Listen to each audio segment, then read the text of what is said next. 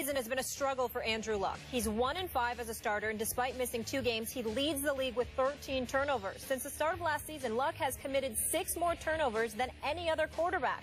On Sunday, he takes on Peyton Manning, who has led his team to a 7-0 start for an NFL record 5th season. In 2 of his last 3 7-0 starts, Manning led the Colts to a Super Bowl appearance. Skip, did Indianapolis make the right decision in letting Peyton go in drafting Luck?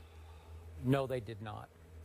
Stephen A., if you recall, the day after Jim Irsay tearfully eased Peyton Manning out the back door in Indianapolis, I said big mistake. And I feel even more strongly it was a big mistake now that I look at what's happening this year. I don't want to unfairly pile on to Andrew Luck, but I'm going to make a big picture point, and I'm going to stand by it. 3 years after he left Indy would give the Colts a better chance of winning a Super Bowl than Andrew Luck would. This is a win-now league, as I keep telling you, and so I don't want to look at 8, 9, 10 years down the road. I want to know what can happen in the next 3, and now I can make it 4 years that Peyton Manning would have given Indy a better shot at winning it all than Andrew Luck can give him, even at this stage in his 4th year of development. Let's look at these 4 years in the NFL for Peyton Manning. His QBR, scale of 0 to 100, is 77, a combined 77 over 4 years. That's #1 in the national. Tom Brady, who's 3rd over a 4-year span. Over that span, Andrew Luck has had a 61 QBR. Not bad, but not great. Kind of middle of the pack.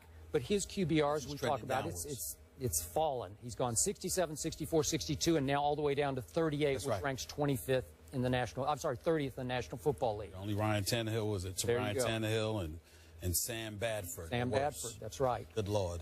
Got me saying Sam Bradford. Yeah, you got. Over the 4 years, Peyton Manning has thrown 39 more touchdown passes than Andrew Luck. Yep. He's thrown 8 fewer interceptions. He has 12 fewer total turnovers.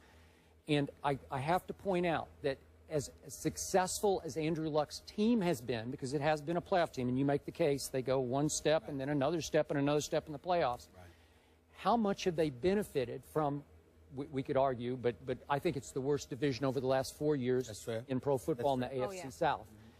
They are now, the Colts, 19-2 over Andrew Luck's 4 years in the South. 19-2. So it's a gimme division where you're going to win the division and get a home playoff game. Okay, now let's look at what's happened in the postseason. Peyton Manning, he's only 2-3, and he did lose at home to Luck last year, so I'm going to give Luck that one. But Peyton Manning has 9 touchdowns to 5 interceptions in the postseason, and Andrew Luck in his 6 postseason games has 9 touchdowns to 12 interceptions. So even in the postseason, he has 7 more interceptions than Peyton Manning, because we know Andrew Luck has been a turnover machine. So I'm looking at the totality of this, and on aura, on mystique, on lovability in the city of Indianapolis, horseshoe on the helmet. Peyton was the Colts. It was the house that Peyton built, Lucas Oil Stadium.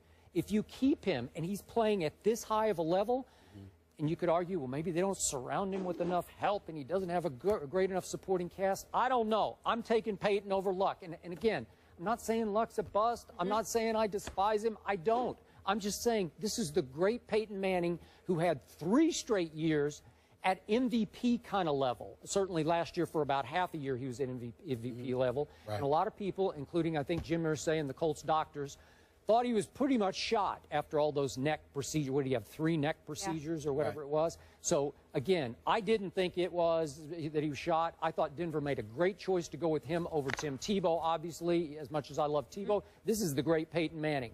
And I think he has served Denver better than Luck was able to serve the Colts. And obviously he got them to 1 Super Bowl in which they got blown out. I think the thing about it is that in all seriousness, let's be honest about why we're having this discussion. We're not having this discussion to debate the greatness of Peyton Manning compared to the greatness of Andrew Luck, because Andrew Luck does not compare to Peyton Manning as of yet. Peyton Manning, obviously omitting 2011 because he didn't play a game due to the neck surgeries and what have you, Peyton Manning is literally in his 17th season in the National Football League. Andrew Luck is in his 4th. That is a 13. If you want to add the year, it's a 14-year. But in terms of playing, it's a 13-year gap, a 13-year difference. And that's where you and I part ways. Because if you, I know you're talking about it's a win-now league, it's a win-now league. The difference between you and I is that you're sitting there and you're betting the house on Peyton Manning in this 3-4 year period where he's doing his thing. If I'm an owner, if you're an owner, that's what you do. If I'm an owner, I'm thinking about the fact that I got this dude coming out of Stanford that may very well be around for 20 years. And I'm going to go with the 20 instead of the 4 to 5. That's all that's going on here, because Andrew Luck does not compare to Peyton Manning. Now, let's take into account what you're saying. Peyton Manning has played at an MVP caliber year. We understand that throughout his career. He's been in Denver now 3 full seasons. Skip, 2 of those years he didn't win a playoff game. He went to the Super Bowl the middle year. His first year there, they lost the very first game to the Baltimore Ravens. On a Hail Flacco. On a Hail Flacco. On a Hail Flacco. Last year, they lost to Andrew Luck. And some people believe because Peyton Manning got beat up against St. Louis and hadn't recovered. But again, because at the time he's 38 years of age, you got to go through what you got to go through. So to me, the very points, and this is where it's really interesting from a debatable perspective, because I'm not refuting what you're saying. I'm just saying that doesn't work for me in terms of my thinking. I'm looking at a Peyton Manning at age 38, all right, that obviously was beat up last year. And I'm looking at a guy like Andrew Luck that might have been able to take and withstand a little bit more. Andrew Luck's been beat up earlier this year, but he's still back. You know why? Because he's younger and he's bigger, and because he could probably take a bit more physical punishment at this point in time in his career. There's nothing wrong with that. There's nothing that should diminish the greatness of Peyton Manning. But if I'm Irsay, I'm looking at the future spanning an additional 13 to 15 years. I'm going with that. We are talking about an Andrew Luck that threw 40 touchdowns last year to just 16 interceptions. We are talking about an Andrew Luck who lost his first season in terms of a playoff game in a wild card, but won a divisional playoff game the next year. Went to the AFC Championship game a year after that. So he's actually won more playoff games than Peyton Manning has since he's come into this league. By 1, 3 to 2. I understand that, 3 to 2. Since he went to Denver. That's right. So I'm saying since he went to Denver. So I'm saying to you that over that same time period, he has more playoff victories. Now, he got an easier road to the playoffs than Peyton Manning, and we all know that. But in the same token, he's been productive enough to justify the change in an era that needed to be made. And also keep in mind, it's not like Peyton Manning had the surgeries, came back, played like he played in Denver, and Irsay said goodbye. There were questions as to whether or not Peyton Manning would ever be Peyton Manning again because of health. So if I've got Andrew Luck waiting, and he's younger, and you've got all these prognosticators talking about his potential, which to some degree he has validated, despite the mistakes, there's no question to me that the Indianapolis Colts made the right move, because you have to take into account the time at which they made the move. Again, if Peyton Manning had come and thrown 55 touchdown passes and all that stuff, and then after that, Irsay said, no, I'm going to get away from you, and I'm going to go with the young dude, you got me. But they made that decision fresh off of Peyton Manning's surgery, him sitting out the season, having not played at all, and they had Andrew Luck waiting in the wings. You have to make that call. And I don't see how, honestly, Skip, from a business perspective, I'm not talking about your football-loving self. I'm talking about from a business perspective. I don't understand how you can look at Irsay under those conditions and deem him to have made the wrong decision. Because you're betting, remember, we're not talking about his game. You're talking about his health. You're betting on the health at the time of a 35, 36-year-old quarterback to one coming in at age 20, 21 with all of this potential. I don't know how that's an argument. I really don't. Okay, I want to stress, I first guessed this. I'm not doing 20/20 hindsight. I said it from the start. I'm not going to let go of it. I will support you on that, but you have to be willing to emphasize the word guess. Even though you first guessed it, the operative word is not first. It's a guess. I can't guess at the expense of losing Andrew Luck. I can't do that. Okay, remember, the ESPN reports versus the Indy team reports that were being reported, their doctors' reports, were that our reports were saying independent doctors were clearing Peyton and saying he was going to be okay. I don't bet against proven greatness. And as shaky as Peyton has often been in the postseason, right. I've often questioned his postseason. What is it? I've lost track. 9-11 in the postseason. Yep. Okay. I get that. But if I have a chance with a guy who's so beloved in my city that we might go a little farther with him, I'm not going to bet on Andrew Luck because I didn't love him enough, because I told you I would take RG3 over Luck, and then RG3 got hurt. But you can also, I'm going to give you some ammo here to argue back to me.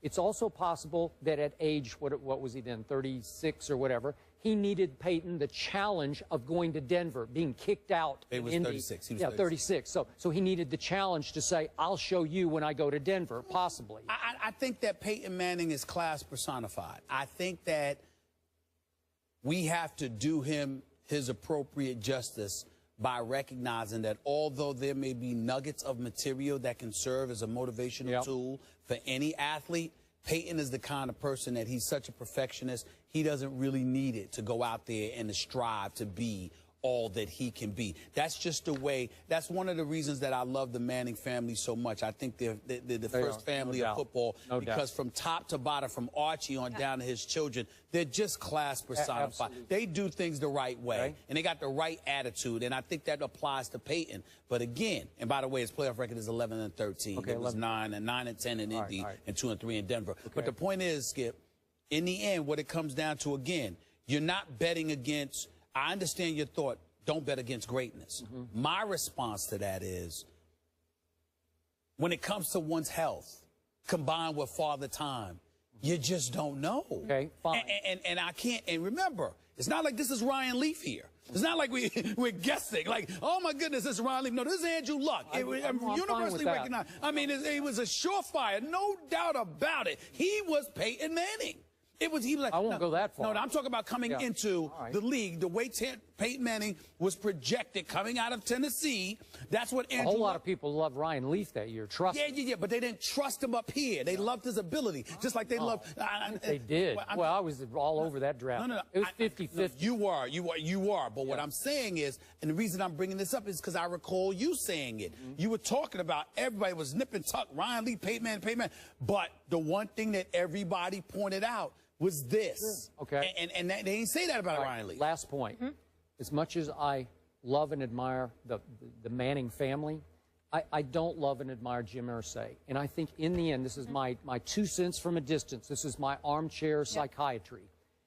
To me, Jim comes across as a frustrated wannabe rock star. He's bought up all these classic guitars used by Jimi Hendrix and some of the great guitarists. Right. And I think in the end, at that point, he wanted to take over the Colts. He wanted to get, because it was Peyton's team, and he wanted it to be his team and his future. So I'm going to go pick the quarterback, and I'm going to show you, and then I'm going to take over the town. That's what I think he tried to do. And my response to that, I think that, and I don't mean to be negative here, but I don't think we can ignore some of the personal issues Irsay had and how that may have basically provoked him even more to want it to be his, because the level of affection that he would receive would offset some of the problems he had. Maybe. And to piggyback on both of that, some concern with the Colts specifically. Did you guys see the Indianapolis Star report that they held a players-only meeting that happens all the time, but this one was that lineup changes are being dictated by the front office and not Pagano's staff? Well, that's great. Again, that's a Grigson issue. And it could be an owner issue. It could be an owner. It's an issue. And it's good that you pointed that out, because yesterday I pointed about Grigson, or 2 days ago I pointed out Grigson. Maybe it's not Grigson. Maybe it's Irsay forcing Grigson to force whatever he forces upon the rest of the team. We'll see. Could be. Where there's smoke, there's fire. The bad man faces Super Cam in Carolina this weekend. We'll discuss who wins that one after the break.